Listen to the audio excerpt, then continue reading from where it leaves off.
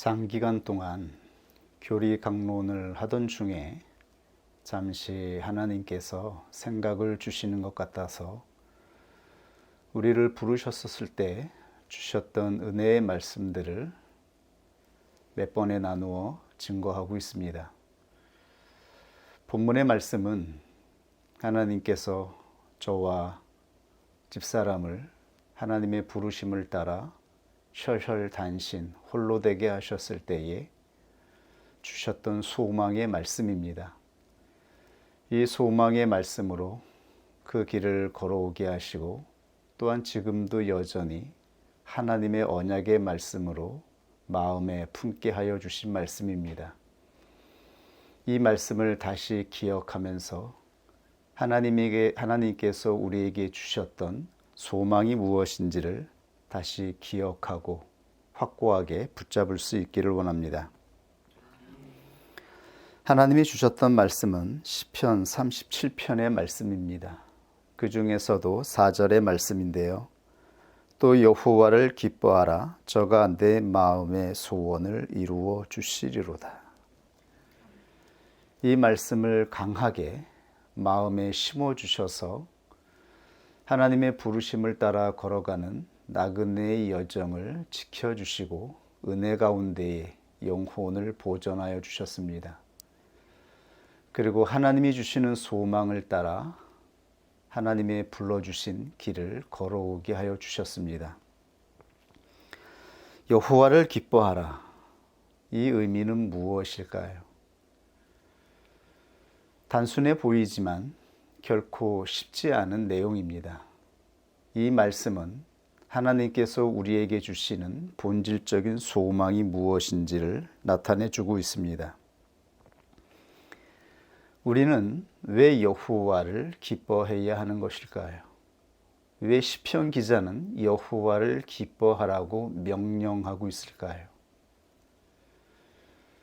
명령하고 있습니다.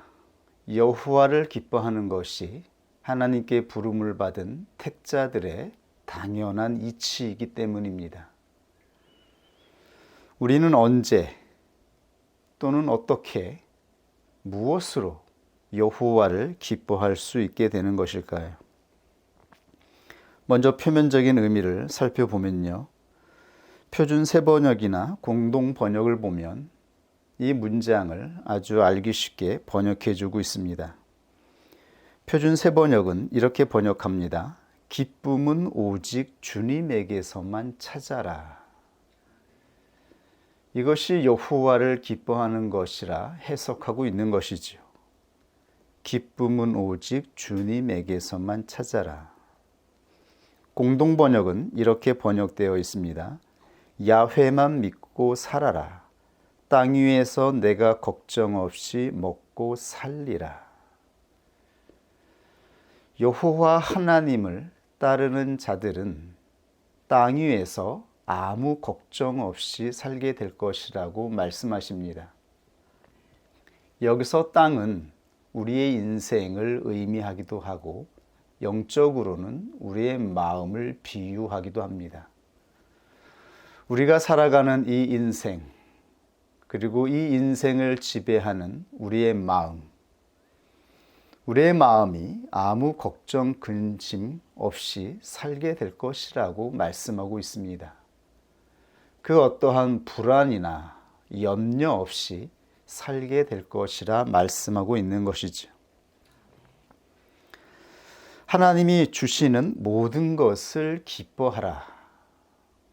이것이 야훼를 기뻐한다라고 하는 의미이기도 합니다. 하나님이 주시는 모든 것. 그 모든 것에는 근심과 걱정, 고난과 괴로움도 포함되어 있습니다. 이것이 바로 모든 것의 의미이기도 합니다. 이것이 여호와를 기뻐한다라고 하는 의미이기도 합니다. 하나님이 우리에게 주신 환경, 하나님이 우리에게 허락하신 그 모든 것은 결국 하나님이 기뻐하시는 열매를 맺게 되기 때문이라고 말씀하시는 것이죠. 결과가 있다라고 말씀하시는 것입니다. 하나님을 믿고 하나님을 믿는 믿음으로 살아가는 자들은 결국 열매를 성취하게 될 것이라고 말씀하십니다. 성경은 항상 우리에게 마지막을 말씀하십니다. 지금 걸어가는 이 모든 인생의 과정은 결국에 도착할 것입니다. 그때 열매를 맺는 자들, 하나님 앞에서 그때 상급을 받는 자들, 그때 복된 자로 결정되는 자들이 있을 것이라고 말씀하고 있는 것입니다. 이것을 믿고 걸어가는 자들이 바로 여호와를 기뻐하는 자들이라고 말씀하고 있습니다. 그래서 시편 37편 7절 이하에는 이렇게 말씀하고 있습니다. 여호와 앞에 잠잠하고 참아 기다리라. 자기 길이 형통하며 악한 꾀를 이루는 자를 인하여 불평하여 말지어다. 이 불평은 하나님의 택함을 입은 자들을 향하여 말씀하고 있는 것이죠. 악인들을 인하여 이 세상에서 잘 살아가고 있는 것처럼 보이는 악한 자들을 인하여 불평하지 말라라고 말씀하십니다. 그러면서 분을 그치고 노를 버리라 말씀하십니다. 택함을 입은 자들에게 말씀하십니다. 이것은 여호와를 기뻐하는 것이 아니기 때문인 것이죠. 이것은 행악에 치우칠 뿐이라. 대저 행악하는 자는 끊어질 것이나 여호와를 기대하는 자는 땅을 차지하리로다. 여기서 행악하는 자는 세상 사람들을 향하여 말씀하고 있는 것이 아닙니다. 행악하는 자를 인하여 그들로 인하여 행악을 행하게 되는 택함을 입은 자에게 말씀하시는 것입니다. 그래서 끊어진다라고 말씀하고 있는 것이죠. 이 끊어진다라고 하는 시브리 동사는 단순한 시브리 동사가 아니라 언약에 사용된 동사입니다. 중요한 동사인 것이죠. 이 동사가 창세기 17장 14절에 증거되어 있습니다.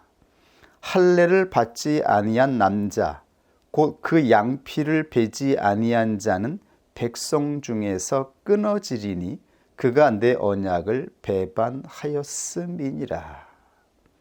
여기서 끊어지리니 시브리어 카라트와 시편 37편에 증거된 끊어지리니 카라트 동일한 동사가 사용되었습니다. 언약에서 끊어진다라고 말씀하고 있는 것입니다. 행악을 행하는 자들, 하나님의 택함을 입고 하나님께서 주신 언약의 말씀을 받았음에도 불구하고 그 언약을 따라가지 아니하고 세상 사람들로 인하여서 동일하게 행악하게 되는 자. 그렇다면 이 행악하는 자의 정체, 실제가 무엇인가요? 창세기 17장 14절에는 원론적인 계약, 본질적인 계약의 내용이 증거되어 있죠. 아브라함이 하나님의 언약을 받았음에도 불구하고 하나님의 능력으로 그에게 땅을 줄 것이라 말씀하시면서 그 땅을 상속할 아들을 주실 것이라 말씀하였음에도 불구하고 아브라함과 사라가 육체의 질서를 따라서 이스마엘을 낳았죠. 그러므로 하나님은 할례를 행하라 말씀하였습니다. 육체의 본질, 육체의 생명, 육체의 봉성을 상징하는 남자의 생식기의 표피를 잘라내라고 말씀하신 것이죠. 이것이 무엇을 의미하고 있습니까? 하나님의 언약을 받은 자들은 혈과 육으로 나아가서는 안 된다라고 말씀하고 있는 것이죠. 하나님의 언약을 받은 자들은 혈과 육으로부터 끊어져서 하나님께서 주신 새 사람으로 새 마음으로 살아가는 자들이기 때문인 것입니다. 혈과 육은 하나님 나라에 들어갈 수 없다라고 말씀하였습니다. 육체의 본성을 따라 나아가는 자들, 그리고 육체의 본성을 따라 이루는 모든 것들을 바로 행악이다 선언하고 있는 것이죠. 육체의 본성을 따라 우리가 불평하고 근심하며 불만하며 세상 사람들과 동일하게 혈과 육을 따라 작동하는 모든 것들은 하나님의 언약에서 끊어지는 것이라고 말씀하신 것입니다. 왜냐하면 이사야 66장 16절 이하에 이렇게 선언되어 있기 때문입니다. 여호와께서 불과 칼로 모든 혈육에게 심판을 베푸신즉, 즉 마지막 심판을 말씀하고 있는 것이죠. 마지막 심판의 대상은 바로 다름 아닌 혈과 육이라고 말씀하고 있는 것입니다. 혈과 육으로 행하는 모든 것들, 혈과 육을 따라가는 인생들은 하나님께서 마지막에 심판하신다라고 말씀하고 있습니다. 이때 여호와께 혈육 당할 자가 많으리니 스스로 거룩히 구별하여 스스로 정결케 하고 동산에 들어가서 그 가운데 있는 자를 따라 돼지 고기와 가증한 물건과 쥐를 먹는 자가 다 함께 망하리라. 혈과 육을 따라 살아가는 세상의 모든 사람들뿐만 아니라 스스로 거룩히 구별하여 스스로 정결케 하여 동산에 들어가서, 즉 하나님의 성소에 들어가서 행하는 그 모든 예배 행위도 가증하다 말씀하십니다. 그 정체는 바로 자기의이기 때문인 것입니다. 결국 자기의로 행하는 것도 혈과 육이라 말씀하고 있는 것이죠. 하나님의 계명을 따라, 언약을 따라 하나님께 나아가지 않고 자기의 의를 따라서 행하는, 자기가 원하는 대로 하나님께 예배 드리는 모든 자들도 하나님께서 가증히 여기시고 그들을 동일하게 하나님의 불로 심판하실 것이라 말씀하십니다. 이것이 바로 하나님의 언약인 것입니다. 하나님의 언약을 받은 자들은 모든 것을 얻은 자들이며 모든 것을 행하며 모든 것을 참으며 모든 것을 인내해야 하는 자들인 것입니다.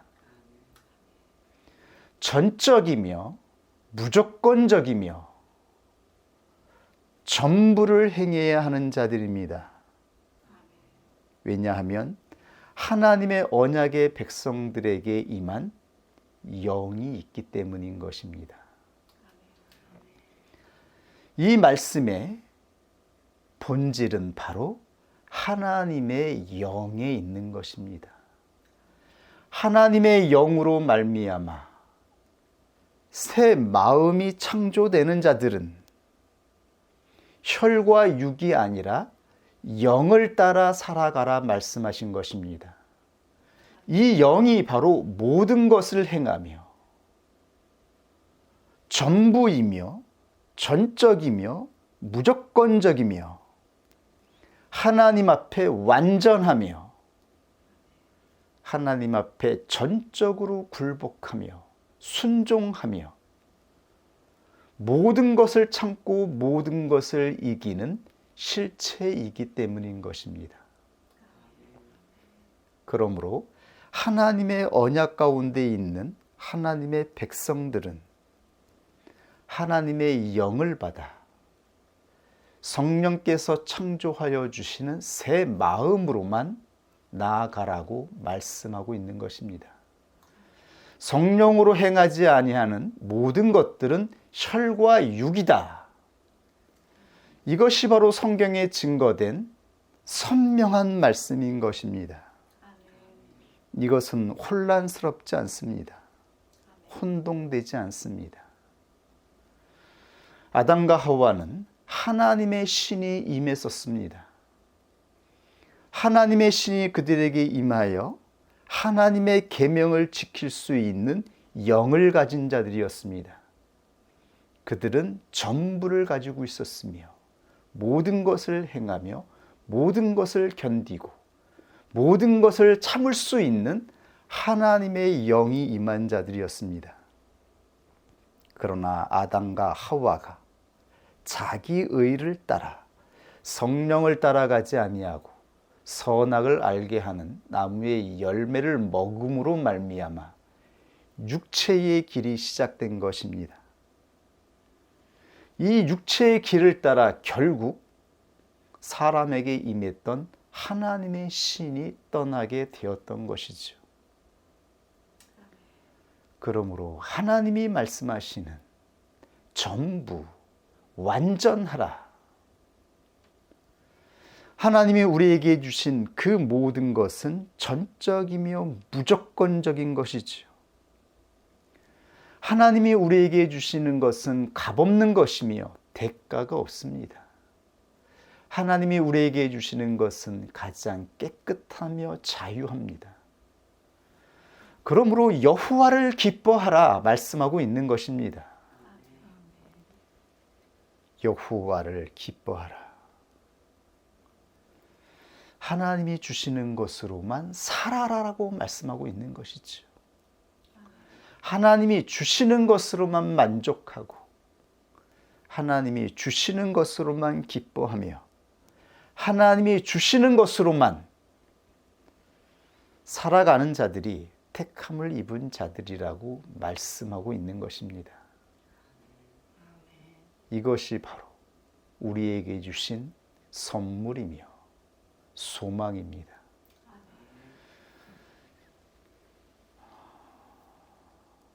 그러므로 이 영을 사랑의 영이라 말하는 것이죠. 하나님은 사랑이시다 라고 선언하였을 때에 그 사랑이 바로 전부이며 무조건적인 것이며 자기 자신 전부를 주시는 것이며 모든 것을 참는 것이며 모든 것을 견디는 것이었기 때문입니다. 이 하나님의 영을 충만하게 받은 예수 그리스도가 이 땅에 오셔서 하나님이 어떠한 분이신지를 나타내 주셨습니다. 하나님은 바로 사랑이심을 이 온 세상에 나타내 주신 것이지요. 예수 그리스도는 사랑의 영으로 충만하게 이 땅에 오셔서 자기의 모든 것을 주시고 모든 고난과 고통을 참으셨습니다. 왜냐하면 예수 그리스도 안에 사랑의 영이 임해 있기 때문이었습니다. 예수 그리스도의 영은 하나님의 영이며 하나님의 영은 사랑의 영이었기 때문인 것입니다. 그러므로 하나님의 택함을 입은 자들에게 행악하지 말라라고 말씀하십니다. 영이 없어서 부패하고 타락하여서 하나님을 찾을 수 없어서 육과 혈육으로 분노하고 혈기내는 저들의 길을 따라가지 말라라고 말씀하신 것이죠. 육을 따라가지 말고 우리에게 주신 영을 따라가라고 말씀하신 것입니다. 참으로 이상했습니다. 우리 안에 주신 영이 무엇이기에 이토록 괴롭고 슬프고 때로는 고단하고 때로는 굴욕적이고 때로는 수치스러울지라도 어떻게 이 모든 것들을 덮을 수 있었을까? 어떻게 우리의 마음은 깨끗하고 가볍고 점과 흠이 없는 것처럼 다시 기쁨과 소망으로 이렇게 하나님을 바라볼 수 있을까? 오래전 주셨던 이 하나님의 언약, 이 언약은 하나님의 영으로 말미암아 우리에게 주신 언약인 것입니다. 하나님의 영이 우리에게 임했기 때문에 드디어 이 말씀이 우리에게 비추어져서 소망이 되었던 것입니다. 세상 사람들이 보면 우리의 인생은, 우리의 삶은 결코 행복해 보이지 않을 수 있습니다. 예수님이 말씀하신 이 팔복을 어떻게 세상 사람들의 눈에 행복하다 말씀할 수 있겠는지요? 심령이 가난한 자는 복이 있나니 천국이 저희 것이며 애통하는 자는 복이 있나니 저희가 위로를 받을 것이며 온유한 자는 복이 있나니 저희가 땅을 기업으로 받을 것이며 핍박을 받는 자, 고난을 받는 자가 복이 있다라고요. 세상 사람들의 눈에 이것은 불행입니다. 행복이 아닙니다. 근데 예수님은 심령이 가난한 자가 행복하며 애통하며 슬퍼하는 자가 행복하다라고 말씀하십니다. 어떻게 이것이 가능하다라고 말씀하고 있는 것일까요? 이 모든 것을 덮으고도 남을 만한 영이, 사랑이 우리 안에 임하였기 때문인 것입니다. 이 모든 것을 견디고 이 모든 고통과 고난과 괴로움과 슬픔과 수치와 굴욕조차도 우리의 마음에 흠집을 내지 않을 영이 우리 안에 임했기 때문에 그리스도는 하나님의 영이 임한 자들에게 행복을 선포하고 있었던 것인 것입니다. 하나님의 영을 하나님의 택한 자들에게 주시기 위해서 예수 그리스도가 이 땅에 오신 것입니다. 육체를 따라 하나님의 영이 떠난 자들, 그러므로 저주받은 인생을 살아가던 자들, 이제 남은 것은 생명이 아니라 죽음과 저주 가운데에서 불행과 고통 가운데에서 악을 말하며 분을 내며 불평과 원망으로 살아가는 이 인생 가운데에 하나님의 영이 다시 이 땅에 임하게 된 것입니다. 예수 그리스도는 하나님의 영이 임한 자들의 행복에 대해서 팔복을 통해서 선포하고 있었던 것입니다. 사랑의 영이, 하나님의 영이 다시 이 땅에 임했다라고 선포하신 것이죠. 그러므로 하나님의 영을 받은 자들은 행복하다. 너희의 입으로, 너희의 행실로 이 행복을 나타내라고 말씀하고 있는 것이죠. 행악하는 자들을 따라 너희도 동일하게 행악하면 하나님의 언약에서 끊어질 것이라 말씀하십니다. 그들은 영을 따라가는 것이 아니라 육을 따라가는 것이기 때문입니다. 육을 따라 첫째 아담의 길을 걸어가기 때문인 것입니다. 우리는 첫째 아담이 아니라 둘째 아담으로 오신 예수 그리스도를 따라가는 자들인 것입니다. 하나님의 영을 충만하게 받은 그리스도가 걸어가신 길을 생각해 보십시오. 어떻게 예수님이 그 좁은 길을 걸어갈 수 있었겠는지요? 어떻게 예수님이 그토록 힘들고 괴로운 고난과 고통을 견딜 수 있었겠는지요? 예수 그리스도 안에 사랑의 영이 있었기 때문인 것입니다. 모든 것을 참을 수 있고 견딜 수 있는 영이 있었기 때문입니다. 그리스도는 이 영을 따라 나아가셨습니다. 그리고 결국에 하나님의 사랑을 열매 맺으신 것이죠. 십자가의 사랑으로 하나님께서 이 세상을 어떻게 사랑하셨는지, 하나님의 사랑이 무엇인지, 하나님이 세상을 사랑하신 그 사랑은 어떠한 것인지, 하나님의 영은 어떠한 영인지를 이 온 세계, 어둠의 세계에 빛으로 나타내신 것입니다. 이 길을 따라가는 자들이 열매 맺게 되어지는 성취, 그 성취는 바로 우리 자신에게 있습니다. 여호와를 기뻐하라는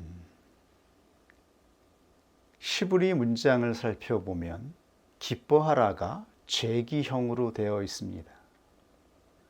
이것을 직역하면 너 자신이 여호와를 기뻐하라 또는 너 자신을 기뻐하라는 의미가 됩니다. 하나님이 원하시는 택함을 입은 자에게 주신 기쁨은 바로 우리 자신, 자기 자신을 기뻐하는 자가 되는 것에 있었던 것입니다. 이것이 바로 기쁨의 본질이었던 것입니다. 그러나 이 자신은 자기 중심성의 자아가 아니라 하나님 중심성 안에 있는 자아, 하나님의 중심성으로 살아가는 자아를 의미하고 있는 것이죠. 여호와 안에서 기뻐하는 자인 것입니다. 여호와 안에서 우리 자신을 기뻐하는 것입니다. 우리를 불러주시고 우리를 택하여 주시고 하나님의 영을 우리에게 주셔서 예수 그리스도가 전적으로 전부로 모든 것으로 그 존재를 나타내셨던 것처럼 하나님은 우리 안에 주신 하나님의 영으로 말미암아 우리 자신을 기뻐하라 말씀하고 있는 것입니다. 그러므로 세상은 문제가 되지 않습니다. 우리에게 주어지는 고통과 고난도 크게 문제가 되지 않습니다. 하나님의 영을 받은 자들은 그 영으로 말미암아 자기 자신을 기뻐하게 되기 때문인 것입니다. 고난 중이라 할지라도, 슬픔 중이라 할지라도, 괴로움 중이라 할지라도 우리 안에 계신 성령으로 말미암아 우리 자신을 기뻐하는 이 기쁨의 소망을 빼앗아 갈 수가 없는 것입니다. 이것이 하나님이 기대하시는 궁극적인 택자의 성취, 택자의 정체성입니다. 신약에 예수 그리스도로 말미암아 이 모든 구약의 예표와 모형이 성취되었습니다. 그리스도를 따라 하나님의 영을 받은 사도들은 이 놀라운 정체성을 증거하여 주고 있습니다. 사도 바울은 시편 37편 4절에 여호와를 기뻐하는 존재, 여호와를 기뻐하는 자아가 어떠한 존재인지를 고백하고 있습니다. 빌립보서 1장 18절에 이렇게 증거합니다. 그러면 무엇이뇨? 외모로 하나, 참으로 하나, 무슨 방도로 하든지 전파되는 것은 그리스도니 이로써 내가 기뻐하고 또한 기뻐하리라. 내가 기뻐하고 또한 기뻐하리라. 이 기뻐하는 자기 자신, 이 기뻐하는 자기 자신은 자기를 나타내는 것으로 기뻐하는 것이 아니라 예수 그리스도 안에 있는 것으로 기뻐하고 있습니다. 예수 그리스도의 중심성 안에 있는 것으로 자기 자신을 기뻐한다라고 선포하고 있는 것이죠. 이것이 바로 여호와를 기뻐하는 택함을 입은 자들의 모습이었던 것입니다. 그는 20절 이하에 계속해서 이렇게 증거합니다. 나의 간절한 기대와 소망을 따라 아무 일에든지 부끄럽지 아니하고 아무 일에든지 감옥에 갇히든 매를 맞든 사람들에게 침뱉음을 받든 수치와 모욕을 당하든 자기 자식은 굴욕을 당하고 억울함을 당하나 이것으로 인하여서 하나님이 나타나기를 원하는 이 하나님의 사랑의 영을 가지고 있었기 때문에 사도는 기뻐한다라고 말씀하고 있는 것입니다.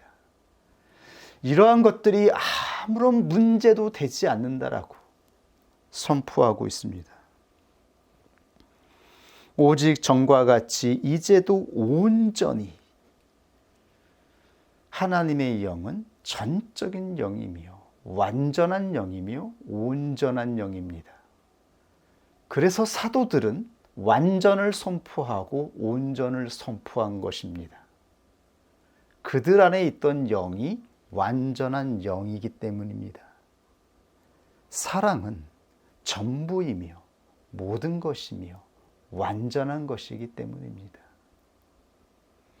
이 영을 따라 말씀하고 있는 것입니다.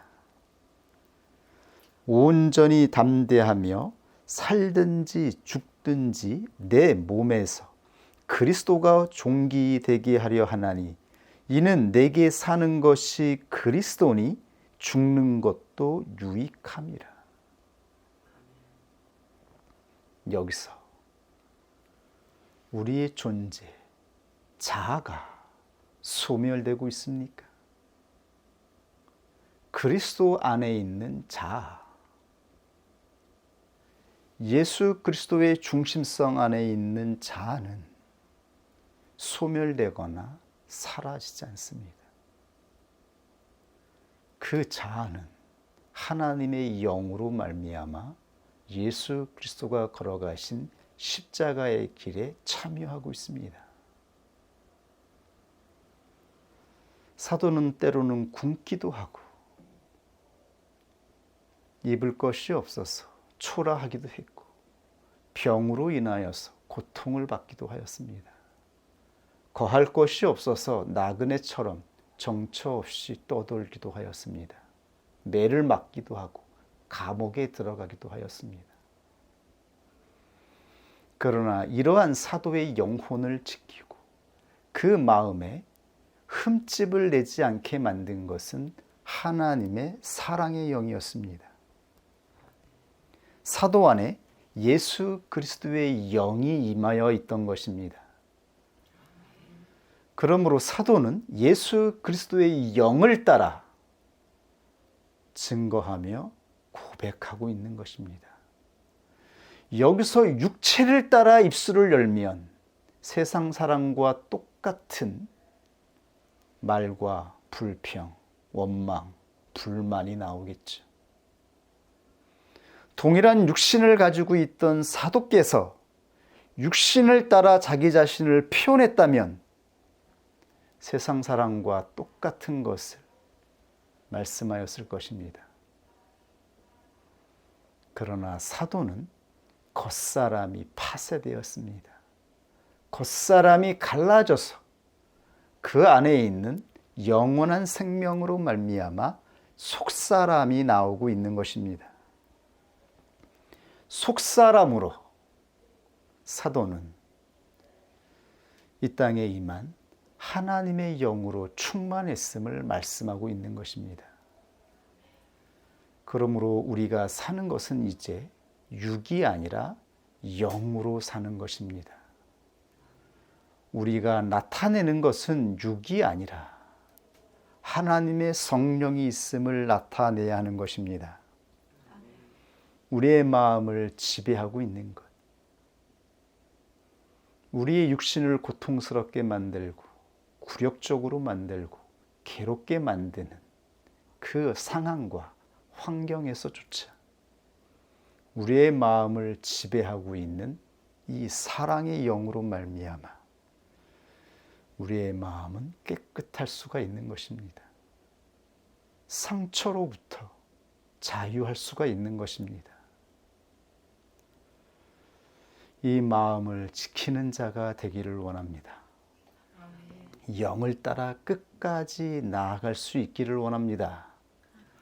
그러면 예수 그리스도가 걸어가신 길, 사도가 걸어가시고 증거하신 이 고백들로 인하여 여호와를 기뻐하는 하나님이 보시는 새 사람으로 하나님의 영광에 참여하게 될 것을 믿습니다. 하나님을 기뻐하는 자가 되기를 원합니다. 우리 같이 주신 말씀 앞에 기도하겠습니다.